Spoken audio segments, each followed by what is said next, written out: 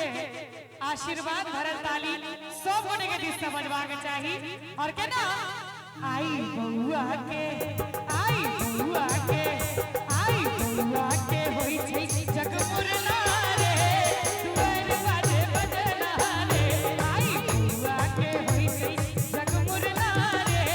दुआर बाजे बजना रे दुआर बाजे बजना रे दुआर बाजे बजना रे दुआर बाजे बजना रे दुआर बाजे बजना रे आई बउआ के आई बउआ के होई छै जगमुरना रे दुआर बाजे बजना रे आई बउआ के होई छै जगमुरना रे दुआर बाजे बजना रे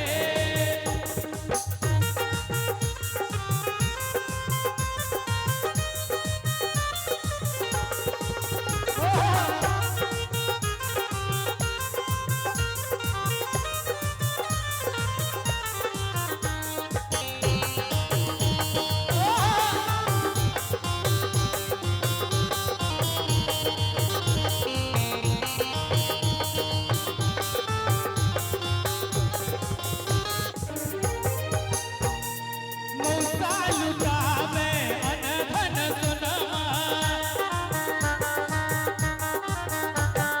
मौसा लुटावे अनधन सुनमा मौसा लुटावे अनधन सुनमा ओना मौसी तो कुमार छथिन मौसा जी तो छथिन ने कुमार छथिन ना माने हजाम बने काल में राधे भाई आ मौसा बेर में मौसी कुमारे छथिन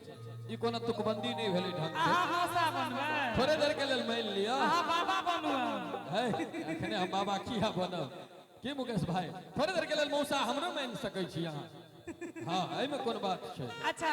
महेश भैया तो चचा लगथिन बउआ का हां तो वो सारू भेलखिन मुकेश भाई के की हो चचा लगथिन और की वो गाम पर वाली मौसी के मौसा छथिन अच्छा राजेश मंडल जी राजेश जी बीच वाला छथिन माने बीच में बैसल छथिन से न बीच वाला राजेश मंडल जी मुकेश जी के बड़का भैया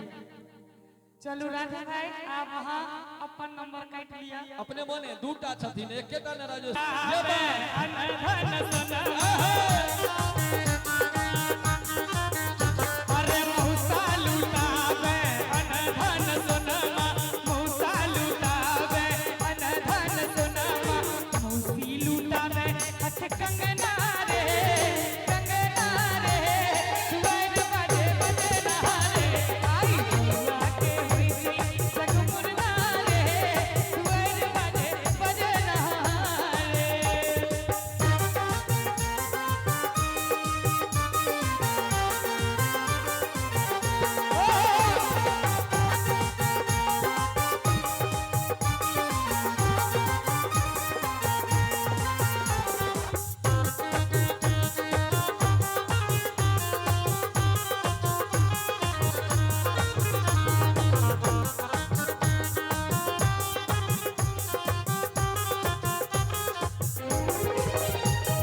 चाचा लुटावे अनधन सुनमा